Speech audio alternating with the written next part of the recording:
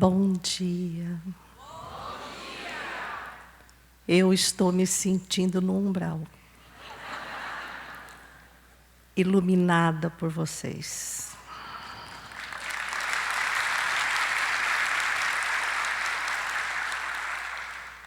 Primeiro eu tenho que me descrever. E vou começar dizendo que sou uma mulher de estatura mediana, 1,61 m de altura. Meus cabelos são quase a altura do final do pescoço, castanhos, olhos castanhos. Estou usando um vestido de fundo branco com rosas e um casaquinho preto. Meus cabelos perderam a cor. São brancos como a neve da saudade, da mocidade que foi, mas que guardam em si todas as alegrias vividas, a maior parte delas, porque sou espírita. E o Espiritismo nos abre um horizonte infinito de possibilidades.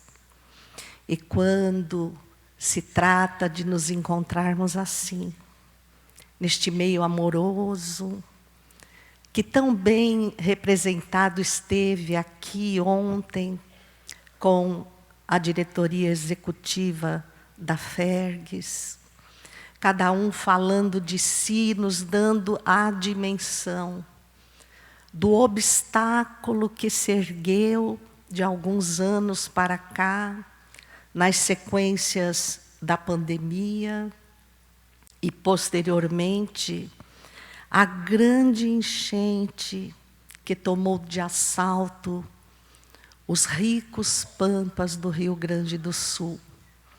Esse povo corajoso, valente, e que luta diariamente pela reconstrução. Me recordo de uma imagem que nos chegou nos primeiros dias do prédio da FERGS, a livraria, o depósito totalmente inundado. E ver que eles não desistiram. Ouvir do Antônio ontem os esforços, o sacrifício, e chegar aqui, juntar todos nós e dizer: nós somos espíritas cristãos. Se a arena nos convida ao desafio que seja da própria existência física, nós adentraremos cantando como os mártires do primeiro século, porque seguimos os passos do Mestre Jesus. Gratidão, FERGS, por vocês serem essa família de amor e nos permitirem estar aqui com vocês, com todos os nossos amigos que pudemos nos juntar para falar de Espiritismo. Nos pedem a educação do espírito imortal. Isso nos convoca a algumas reflexões muito importantes. E fomos buscar, obviamente, no livro dos Espíritos, na sua questão 917, qual o meio de destruir-se o egoísmo? A educação. Convenientemente entendida, constitui a chave do progresso moral. Quando se conhecer a arte de manejar os caracteres, como a de manejar as inteligências, que somos tão hábeis hoje, conseguir-se-á corrigi-los do mesmo modo que se aprumam as plantas novas. Essa arte, no entanto, exige muito tato, muita experiência e profunda observação. Onde estabeleceremos esse processo educativo que vai conosco para a imortalidade, permitindo que o nosso currículo spiritualis reencarnatorium seja mais suave. A gente aprende com a Sandra. Não é à toa que ela é doutora em educação. Né? Então, onde vamos ao livro Entre a Terra e o Céu, de André Luiz, capítulo 39, Ponderações. Aliás, o próprio tema do capítulo já nos convida a sermos ponderados. No santuário doméstico, as afeições transviadas se recompõem, a fim de que possamos demandar o futuro ao clarão da felicidade. Ninguém avança sem saldar as dívidas do passado. Pois é, mas na maioria das vezes, esse santuário evolutivo do espírito permanece abandonado, como se ele fosse uma máquina que se autogerisse.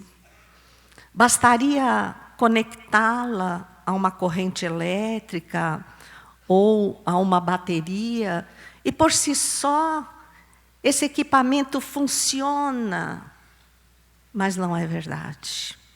Então nós fomos resgatar a história de Easy Ed. Esse homem das primeiras décadas do século XX, que se tornou famoso, para não dizer o mais famoso advogado do mundo, o mais bem-sucedido, não perdia uma causa. Interessante. Ele era advogado de uma única pessoa, Al Capone, um gangster, um criminoso que burlava todas as leis que sabiamente Easy Ed, ou Edward O'Hare, conseguia blindar e livrar de todas as acusações. Easy Ed tornou-se milionário. Já não conseguia mais avaliar o porte das suas posses. Morava na maior mansão de Chicago. Era um local invejado. E quando seu único filho completou 15 anos, no meio daquela festa que reunia a nata da elite daquela cidade e de outras, ele parou num canto do salão, vendo seu filho adulado pelos seus amigos, ante as suas possibilidades, por que não o poder que talvez teria no futuro. E ele refletiu: meu Deus, o que é que de verdade eu vou deixar para o meu filho? Não tenho dúvida, uma fortuna imensa. Talvez ele possa viver várias vidas e a fortuna permanecerá inabalável. Porém, Ele vai ficar conhecido como o filho do advogado que defendeu o maior criminoso, o maior gangster de todos os tempos. Isso vale a pena? Será que é esse tipo de herança que Deus espera que eu deixe para o meu filho? E nós abrimos aqui um parênteses do que aconteceu exatamente em 1929. E que, se for projetado para a atualidade, com absoluta certeza pode se repetir, que não causará estranheza à grande maioria das criaturas humanas. Nesse ano de 1929, concorrendo ao título de o homem mais importante do ano. Repito, concorrendo ao título de homem mais importante do ano, par a par com Albert Einstein e Mahatma Gandhi, Al Capone levou o título. Vejam a sociedade naturalmente corroída nas suas bases morais. E trago a lembrança de uma forma muito clara e que nos convoca à responsabilidade, o livro Vidas Vazias, da benfeitora Joana de Ângeles, por Divaldo Pereira Franco, onde ela nos alerta que, sem nos darmos conta, porque seguimos os preceitos que a sociedade adota, já deixamos de questionar se são morais, são normais. Todo mundo faz. Nós vimos nos esvaziando de humanidade. E humanidade é composta de moral ilibada, olhar em direção ao nosso próximo, conceito de dignidade estabelecida para seguir os parâmetros do modelo e guia que é Jesus, e que nos deixou resumido numa única frase o que devemos fazer para a educação do espírito imortal que somos. Ama a Deus sobre todas as coisas, de todo o teu entendimento, de todo o teu coração, e ao teu próximo como a ti mesmo.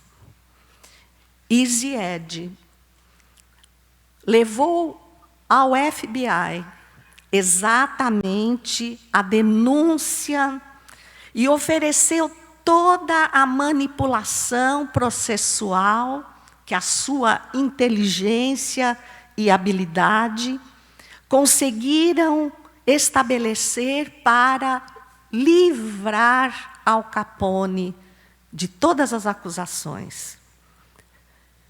E o órgão governamental pediu que ele teria que fazer a acusação cara a cara com Al Capone durante o tribunal, durante a sessão do tribunal. Pensando no filho, ele aceitou. Sabia que ia morrer, mas que importava. Se ele conseguisse deixar para o filho aquele bem imperecível, valia a pena. Ele foi, fez toda a sua parte, conseguiu a condenação de Al Capone, ganhou a proteção do FBI e aguardou a morte, que veio a breve tempo. Ele foi metralhado nas ruas de Chicago, numa armadilha bem feita com o mesmo comando de Al Capone, que estava prisioneiro. A polícia, ao abordar o corpo, encontrou em seus bolsos um rosário, a esfinge de um santo e um pequeno bilhete, que eu faço questão de ler tal qual se encontrava. E que façamos de conta que o recebemos agora aqui no congresso, estamos lendo, vamos botar no bolso. E todos os dias a gente tira só para dar uma olhadinha. O relógio da vida recebe corda apenas uma vez. Nenhum homem tem o poder de decidir quando os ponteiros irão parar. Se mais cedo, se mais tarde. Agora é o único tempo que você possui. Viva, ame e trabalhe com vontade. Não ponha nenhuma esperança no tempo, pois o relógio pode parar a qualquer momento. Esse era o ano de 1929. Em 1942, logo após o trágico ataque a Pearl Harbor, os Estados Unidos viajava pelo Oceano Pacífico com tropas de alto poder destruidor a bordo de um enorme porta-aviões USS Lexington. E muitos aviões iriam decolar em direção às Filipinas, onde uma base japonesa concentrava os grandes aviões de ataque que destruíram a base no Havaí. Eles iriam bombardeá-las. Levantou um esquadrão e um dos pilotos, já quase a meio caminho, percebeu que o seu painel começou, o do avião, a dar aviso de baixo combustível. Primeiro pensou, talvez um botão, mas não era. Alguém havia esquecido de colocar o combustível no seu avião. Ele comunicou ao comandante que imediatamente mandou-o retornar. Mandou-o voar pelo caminho mais curto para garantir que iria chegar ao porta-aviões. E mesmo assim, não seria 100%. Esse homem, Edward Henry Butch O'Hare, ele simplesmente cruzou com uma flotilha de aviões e, sem pensar duas vezes, percebeu que voavam em direção ao porta-aviões. Eram 6. Com o risco da própria vida, ele lembrou-se de que seu pai dizia: melhor morrer a serviço da dignidade, do que ser um herói da imoralidade que as multidões aplaudem. Ele atacou e derrubou 3 aviões. Os demais fugiram. E com todas aquelas manobras, quase tinha certeza que não conseguiria pousar, mas conseguiu. E no início desse ano, de 1942, ele foi homenageado pelo Alto Senado americano, exatamente como um herói da pátria. O seu nome hoje é o nome de um dos maiores aeroportos do mundo, Butch O'Hare, em Chicago. E quando ele foi chamado a se pronunciar, no momento em que recebia a condecoração, alguém lhe perguntou: "Ei, meu jovem, que coragem!" Ele sorriu e disse: "Meu pai aboliu deixar-me a herança em dinheiro para me deixar a herança da dignidade." Ele era o filho de Easy Ed, o advogado de Al Capone, que preferiu morrer e deixar para o filho o maior de todos os exemplos. Diz-nos André Luiz, também nesse mesmo capítulo, Ponderações, identificamos no lar humano o caminho de nossa regeneração. A família consanguínea na Terra é o microcosmos de obrigações salvadoras, em que nos habilitamos para o serviço. A família maior que se constitui a humanidade inteira. A família consanguínea é a micro-humanidade.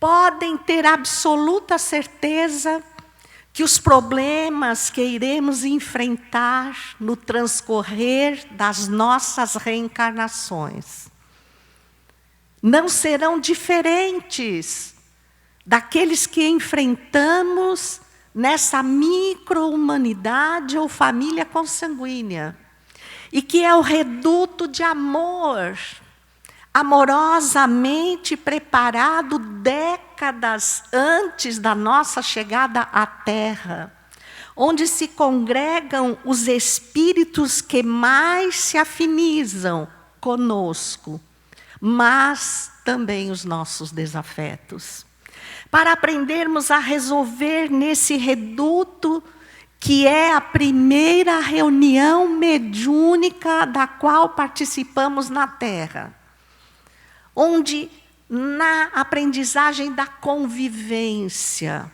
vamos à reunião mediúnica, temos o dialogador, temos os médiuns de sustentação. Algumas poucas palavras podem colocar em xeque toda a conduta do espírito até então, mas não a modificarão, porque ninguém se modifica instantaneamente. Já nessa reunião mediúnica chamada família, nós podemos nos transformar moralmente. Sandra colocou ontem aqui que procuramos nos entregar às tarefas espíritas, dizendo: dialoguei com tantos espíritos, dei passe em tantos espíritos, recebi tantos espíritos, entreguei tantas cestas sociais, mas eu me auto-iluminei. Eu me auto-modifiquei, aproveitando exatamente essa micro-humanidade, que se talvez faltasse um único membro, não poderia se constituir. Vamos ao livro Ação e Reação, de André Luiz, no seu 9º capítulo, a história de Silas, que eu não vou narrar, porque quero que vocês busquem para compreender. O quanto estava retardada a reencarnação de toda uma família, porque faltava um membro. Ali estão nossas disciplinas morais, porque o processo de educação do espírito não é o processo cultural que nós buscamos nas escolas da vida. Mas a educação familiar, pode modificar o nosso comportamento em qualquer local em que nos encontremos. Diz, prosseguindo André Luiz, que a humanidade é a macrofamília, ou família do Cristo. Ele, nosso modelo e guia. Nossa disciplina mais difícil, que vamos aprendendo exatamente no dia a dia de nossas existências. Diz-nos o livro Família, um livro pequenino, mas portentoso, de Emmanuel, por Chico Xavier, Página aos Pais. Só haverá educação se ajudarmos a criança a caminhar na estrada produtiva da disciplina. Então, prestemos atenção. Já a pergunta 385 do Livro dos Espíritos traz a questão em que muitos de nós, pais, nos debatemos. Qual a razão da mudança que se opera no caráter do indivíduo em certa idade, especialmente ao sair da adolescência? É o espírito que se modifica? É o espírito que retoma sua natureza e se mostra tal qual era. Os espíritos só entram na vida corporal para se aperfeiçoarem. É caminho único para se melhorarem. A fragilidade dos seus primeiros anos os torna brandos, possíveis ao conselho das experiências e dos que devam fazê-los progredir. É quando se pode reformar o seu caráter e reprimir os seus maus pendores. Não é qualquer coisa que está na resposta dessa pergunta. Quando vamos ao Consolador, Emmanuel nos alerta, exatamente na pergunta 109, dizendo que a reencarnação apenas se completa em torno dos 7 anos de idade. Eu demorei muito para compreender isso. Então, até os 7 a gente está meio reencarnado. Ficava pensando. Mas é o equipamento cerebral, o equipamento biológico, sendo devagarinho assomado pelo espírito.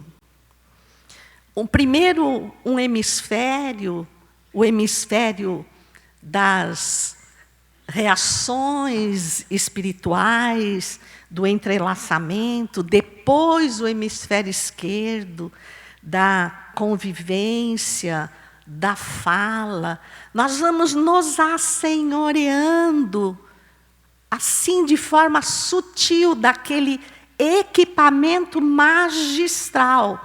E acho interessante, porque no livro Pensamento e Vida, que é uma leitura obrigatória, que deveria ser estudado nos evangelhos do lar com os filhos, Pensamento e Vida, Vida e Sexo. Na sua lição intitulada Filhos, Pensamento e Vida, percebam a destreza de Emmanuel, porque ele diz assim: nasce a criança trazendo consigo o patrimônio moral que lhe marca a individualidade. Primeira parte.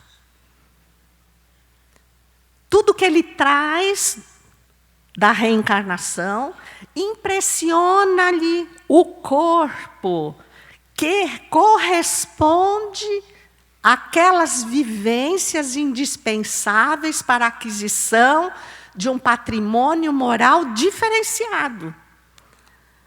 Cabe, no entanto, aos pais e aos mestres os exemplos morais que lhe imprimirão na nova chapa cerebral as imagens que lhes influenciarão a vida inteira. Quando nós investimos, e muitas vezes nos sobrecarregamos excessivamente, conversando com os amigos aqui, que já são avós, nós lembramos que, de certa forma, não tivemos tanto tempo para curtir os nossos filhos, para acompanhar-lhes os primeiros passos, mas para sentir-lhes as inclinações da alma. Porque desde o berço, onde eles aportam na insegurança de uma nova vida, onde nós vemos aquele corpo tenro, quase desaparecido no berço que idealizamos, eles olham para nós, aguardando que os nossos braços os acolham de encontro ao coração e possamos sentir-lhes a necessidade como espíritos que são.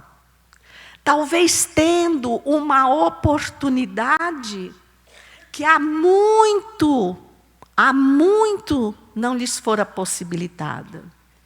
É um recomeço. Depositam em nós as esperanças da sua transformação moral, para receber exatamente nessa primeira infância os exemplos morais que Isiede, embora o seu filho já tivesse 15 anos, não temeu fazer um grande movimento de transformação que lhe legasse a maior e mais segura de todas as heranças. Que ele fazia tornar-se um espírito diferenciado, a ponto de não hesitar em dar a sua vida a favor do seu próximo. Paremos para perguntar ao nosso coração: que herança estamos deixando para os nossos filhos? E que filhos estamos deixando de herança para o planeta? Será que serão espíritos que, muito mais do que nós, porque nos amolentamos, se entregarão a estabelecer de fato a regeneração na Terra? Ou serão aqueles que a complicarão, antepondo-se ao cristianismo? Porque os espíritos não confrontam com o Cristo, eles sabem quem é o Cristo. Já eles também sabem quem são os supostos cristãos. Então eles nos disputam para diminuir aqueles que seguem, capazes do próprio martírio para seguir Jesus. O que estamos oferecendo? Com o que contribuímos para dar a esses espíritos que retornam ao nosso lar, à nossa família? Que, segundo Emmanuel, também no livro Vida e Sexo, na lição 17, aborto, diz que de todos os institutos sociais da Terra, é sem dúvida nenhuma a família o mais importante em questão dos alicerces morais. Querem sim destruir-lhe esses alicerces. Querem sim que nos desvinculemos desses espíritos que não de hoje, mas de muito tempo fazem parte da nossa história.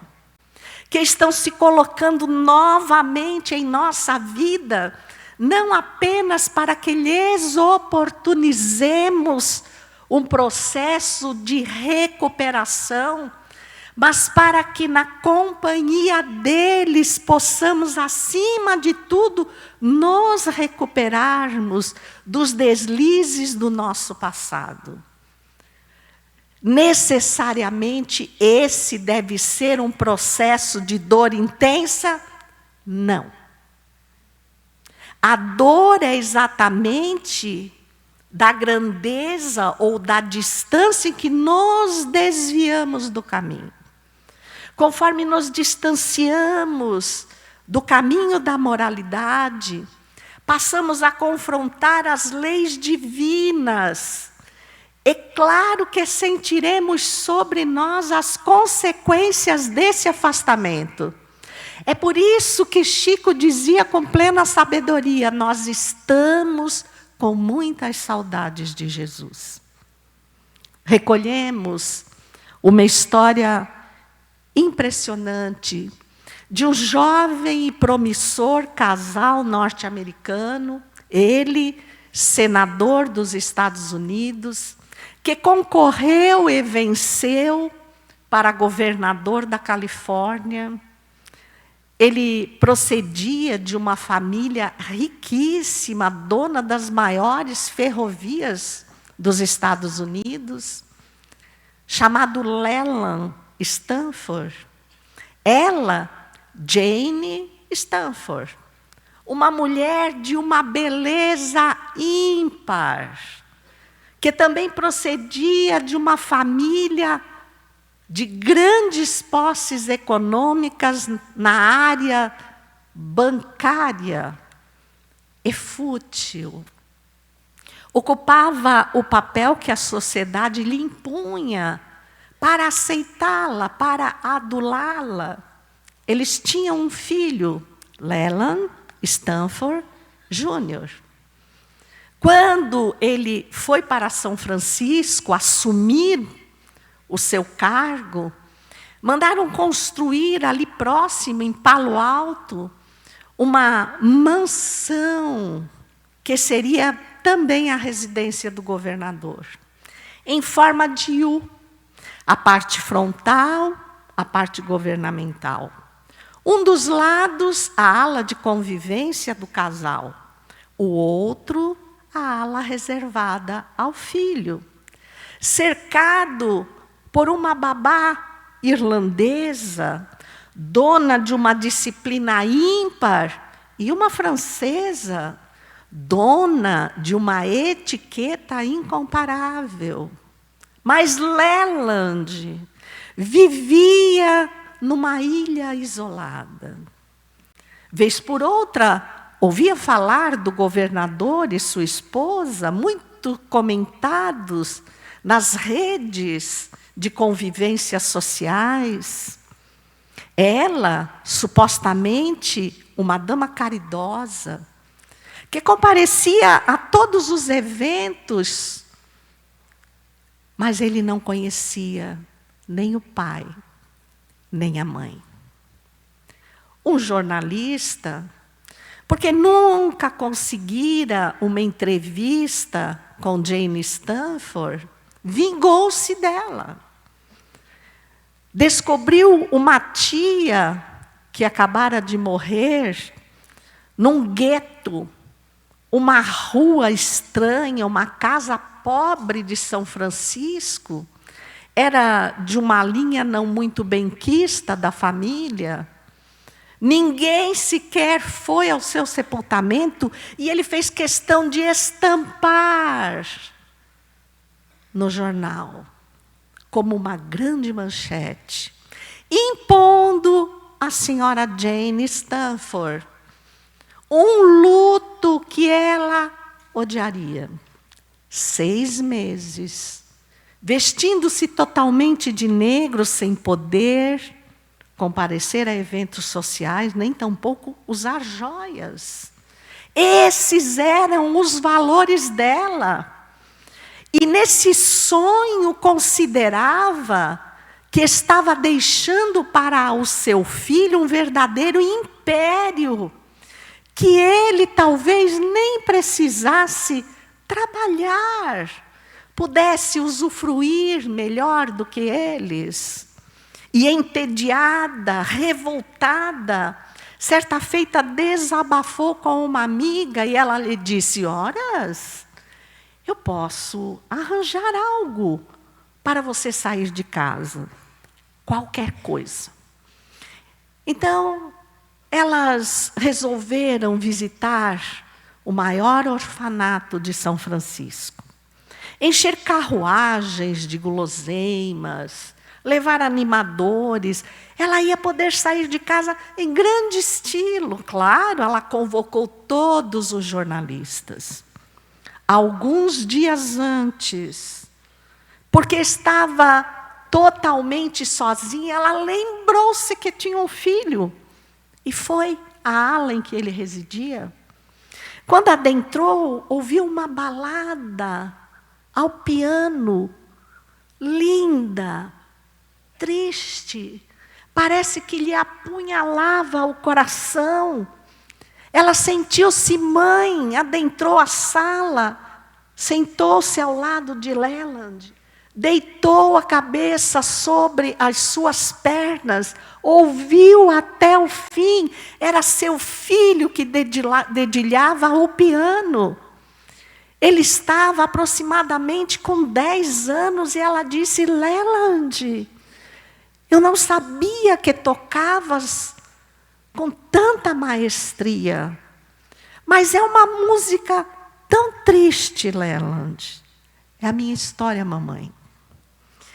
É uma balada que a minha ama da Irlanda me ensinou a tocar. Conta a história de um casal de pescadores que tinham apenas um filho. Todo dia pela manhã, eles iam até a praia. Ela tomava o filho nos braços, subia uma pedra e ficava acenando para o barco que partia até que ele desaparecesse do horizonte. Mas um dia, mamãe, um dia o barco não voltou. E ela ficou ali, naquela pedra úmida e fria, noite e dia, embalando seu filho, aguardando que o barco voltasse. Todas as demais esposas haviam ficado viúvas e já sabiam. Mas ela não aceitava e, não suportando, sentou a criança naquela pedra úmida e fria e atirou-se às ondas do mar. Leland, é muito triste. É, mamãe. Aquela criança ficou lá, sozinha, numa pedra fria. É a minha história, mamãe. Não digas isso, Leland. Tu és o filho do governador da Califórnia. Sua mãe é Jane Stanford. E eu continuo sozinho na pedra fria. Ela saiu. 2 dias depois, o burburinho, os repórteres, tudo cobrindo a saída das carruagens. Leland ouviu aquele alvoroço, invadiu a área governamental, foi à sacada e disse: "Mamãe, o que está acontecendo? Uma festa?" E, obviamente, os repórteres voltaram-se para aquele ser estranho para eles. Quem era? Quem é? Quem é? É meu filho. A senhora tem um filho. Então a senhora vai levá-lo? Está indo ao orfanato? Ela constrangida, e porque Leland descobriu e disse: "Sim, eu vou com mamãe." E já desceu, e já tomou assento na carruagem, e foram. E Leland apaixonou-se pelos órfãos. "Mamãe, veja, meus irmãos, os órfãos." Ela procurou desvencilhar-se, sair. Aquela não era convivência para o seu filho. Eram crianças descartadas, pobres, sem nenhum tipo de nobreza, educação, cultura. Ela tomou Leland à força pela mão, encerrou o passeio e encerrou a alegria de Leland. Um dia depois, a ama veio e disse: Senhora, ele queima em febre. Ele quer voltar para ver os irmãos, os órfãos. Por nada nesse mundo. Os dias se passaram e Leland não melhorava. O médico veio, chamou-a e disse: Senhora, em seus delírios da febre, ele fala dos irmãos, os órfãos. O que é isso? Ela contou-lhe revoltada e ele disse: então, a senhora só tem 2 saídas. Essa febre é emocional. Mas ele está definhando, senhora. Ele é uma criança. Leve-o. Nunca. Então, tire-o daqui. Tirarei. Encetou uma viagem de cruzeiro por vários países do mundo.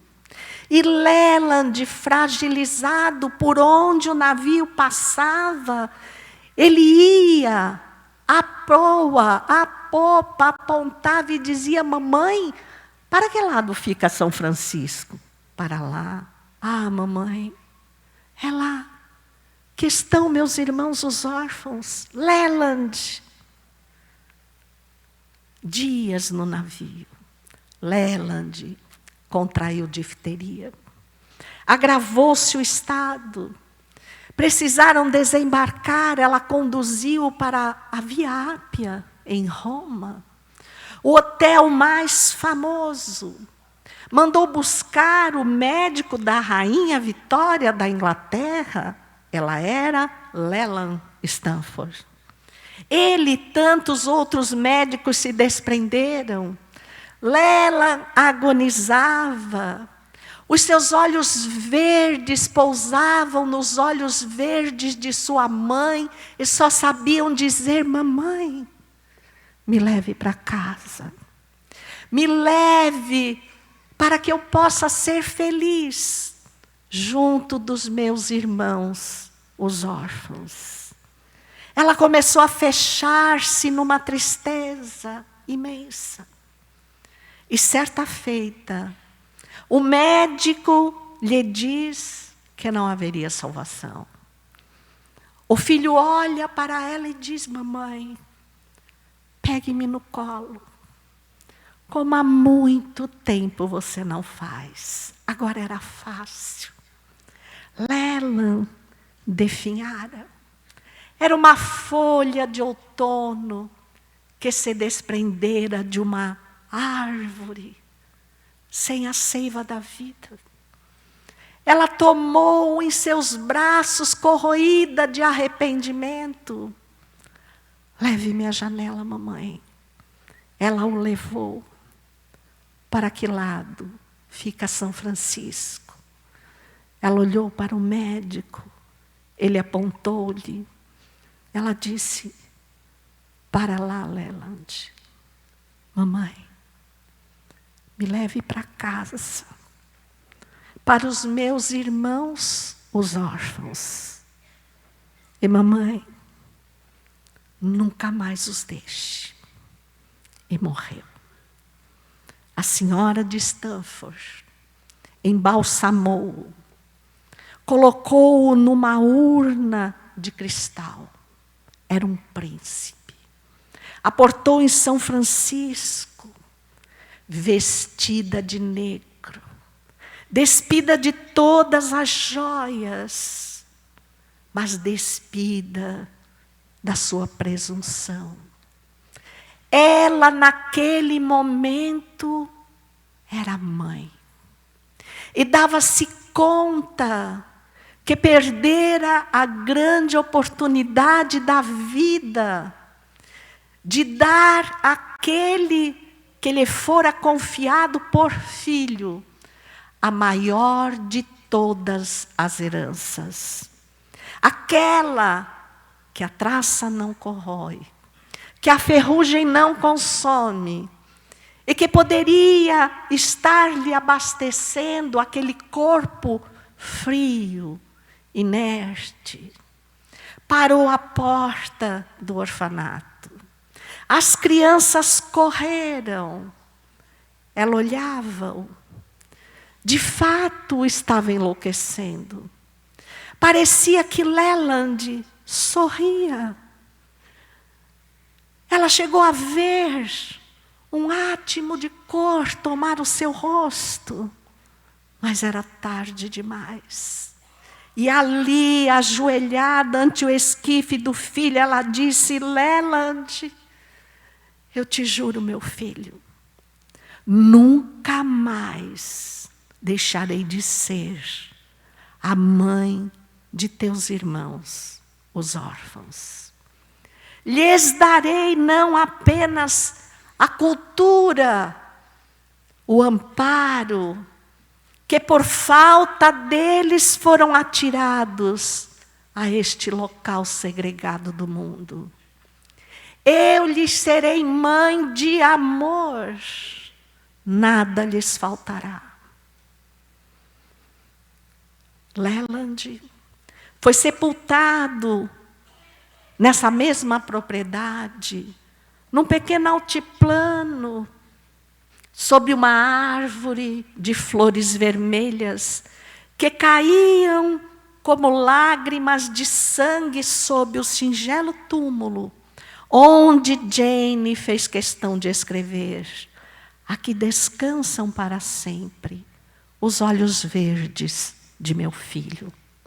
Leland Stanford nunca mais usou uma joia. Nunca mais vestiu outra cor que não fosse o negro. E junto a seu esposo, Leland Stanford, em honra ao filho, eles fundaram uma das 10 maiores universidades do mundo, a Universidade de Stanford. A casa-mãe onde Leland, por certeza, voltou a viver, voltou a sonhar, voltou para descobrir que enquanto ele não pôde usufruir da verdadeira arte da educação, que é conquistada nos braços de pai e mãe, sob a disciplina da matéria do amor, porque só o amor cobrirá a multidão de pecados. Só quando descobrirmos o valor do amor, nós deixaremos ruir todo o egoísmo, toda a ânsia de dominação. Nós também saberemos, sentiremos que somos imortais, porque nos esquecemos disso no dia a dia. Somos espíritas, acreditamos, temos certeza da reencarnação, mas a maioria das vezes agimos como se esta fosse a única vida. Sim, como disse Isiede, o relógio da vida só dá corda uma vez, por cada vida. Nós não sabemos quando ele vai parar, mas tenhamos cuidado, para que no momento em que estiver estipulado a sua parada obrigatória, nós possamos descer desta carruagem iluminada, chamada reencarnação, carregados de amor. Que deixemos saudades nas lágrimas dos olhos de nossos filhos, que se eles tiverem algo para reclamar de nós, que só possam dizer: estreitaram-me tanto em seus braços e incansavelmente me disseram que me amavam e que queriam que através dos seus exemplos, não das suas conquistas, da fortuna que angariaram, das roupas de grife, do lar luxuoso, do bairro que todos almejam, da escola mais cara. Não, eles não foram buscar os valores amoedados, porque você ganha hoje, pode nem ganhar licitamente, e perde amanhã. Mas quando a fortuna procede do coração, ela acompanha-nos por toda a eternidade, oferecendo-nos nessa disciplina ímpar a conquista de nós mesmos, para, como disse Jesus, atravessarmos todas as aflições e vencermos o mundo. Muita paz e profunda gratidão a todos.